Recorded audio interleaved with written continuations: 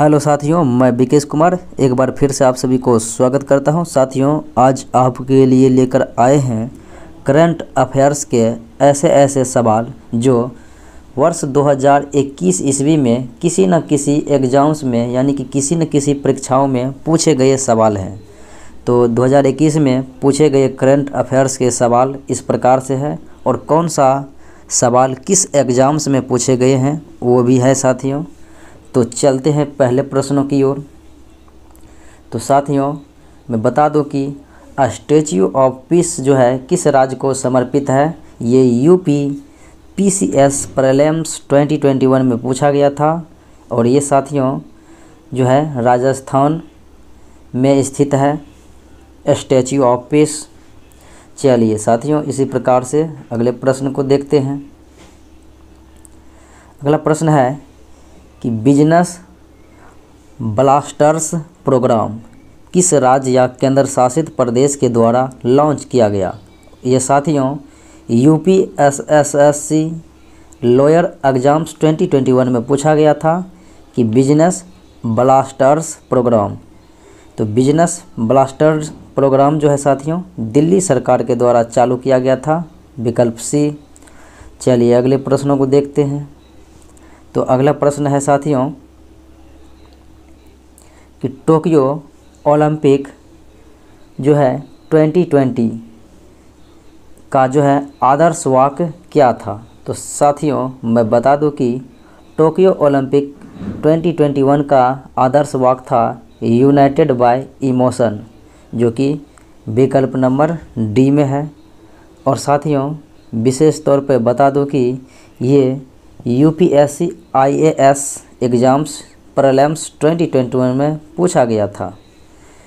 तो विशेष रूप से बता दें साथियों कि 2020 में जो है ओलंपिक ये 32वें ग्रीष्मकालीन ओलंपिक था जो कि टोक्यो जापान में आयोजित किया गया था और इसका साथियों मोटो था यूनाइटेड बाय इमोशन।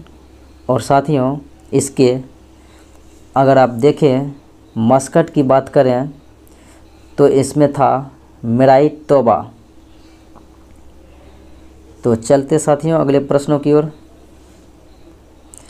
अगला प्रश्न है साथियों कि सुजलम 100 दिवसीय अभियान हाल ही में किस मंत्रालय ने लॉन्च किया।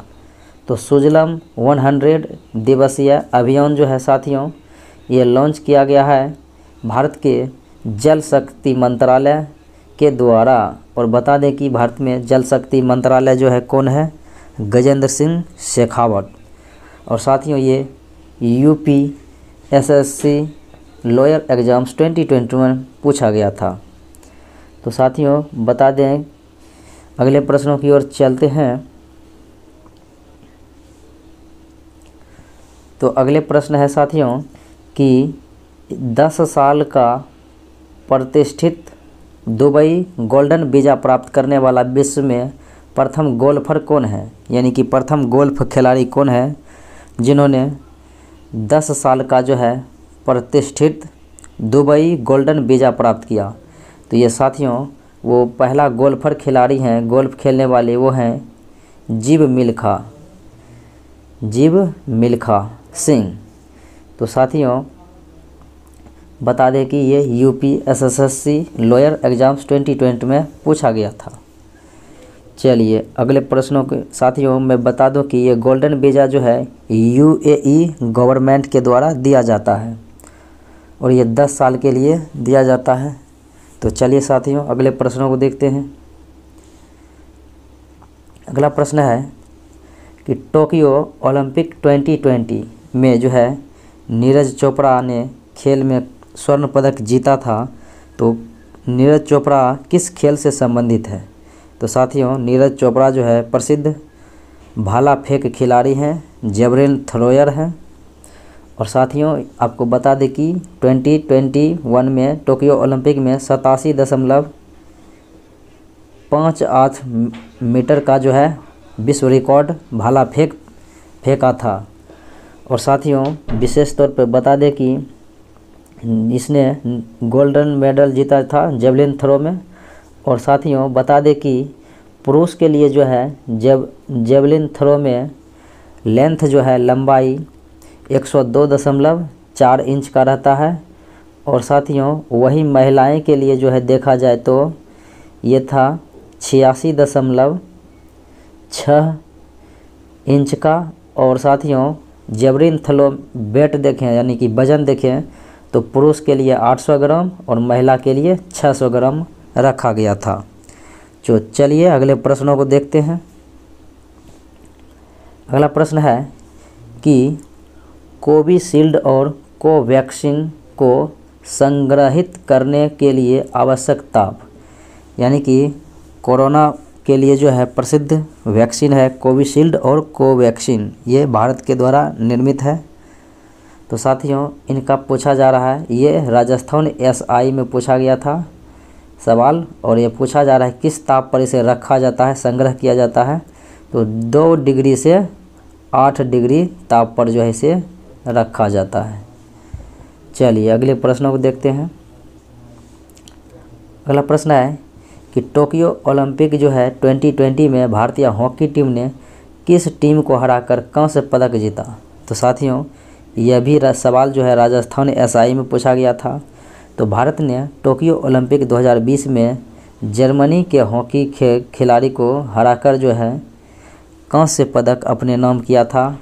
और साथियों 2020 के टोक्यो ओलंपिक बता दूं कि इसमें इंडिया ब्रॉन्ज मेडल जीता और जर्मनी को हराकर जीता था। और बता दो साथियों कि गोल्ड मेडल जो है हॉकी में बेल्जियम ने जीता और सिल्वर मेडल ऑस्ट्रेलिया ने जीता था हॉकी में।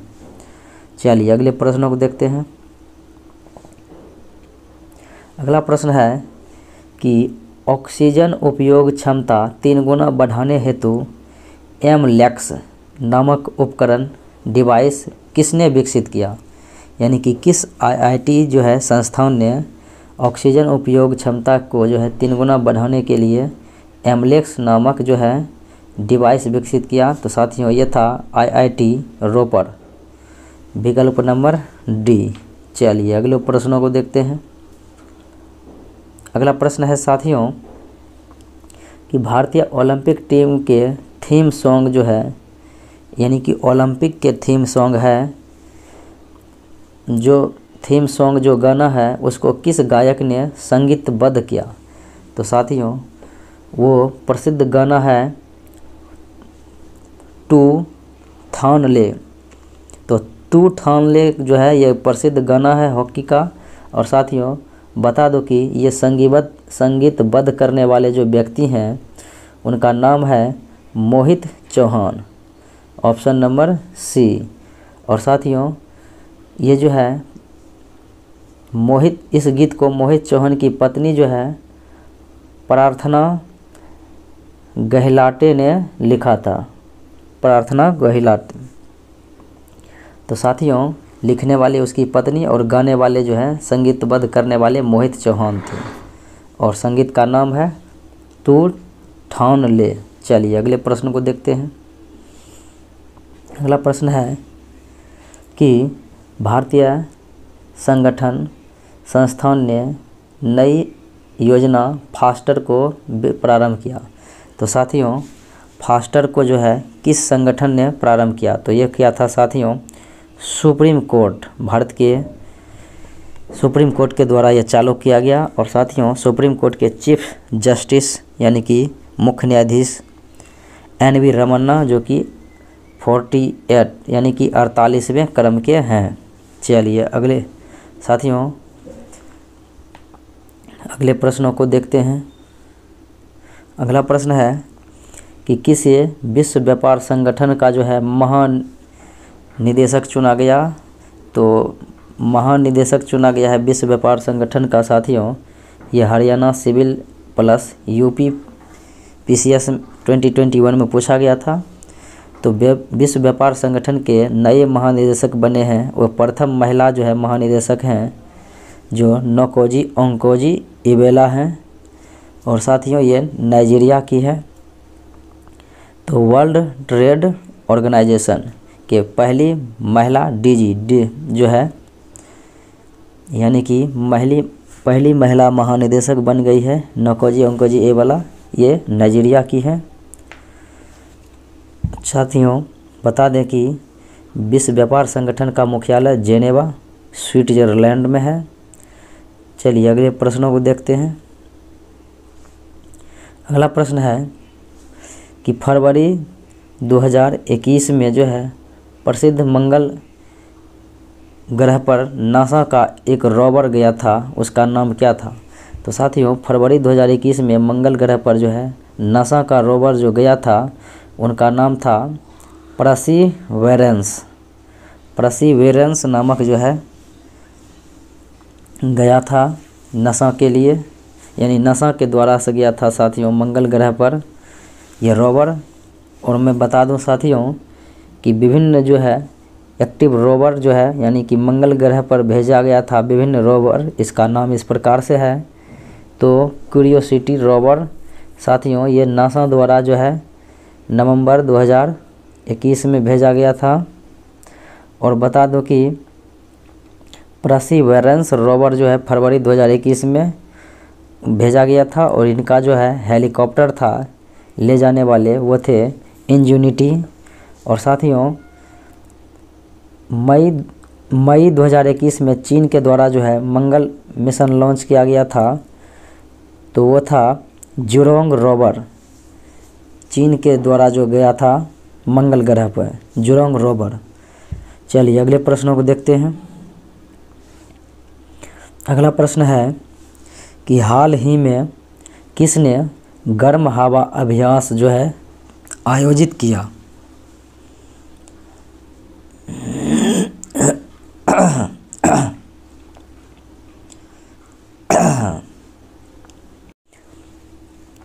अगला प्रश्न है साथियों कि हाल ही में किसने गर्म हवा जो है अभ्यास आयोजित किया?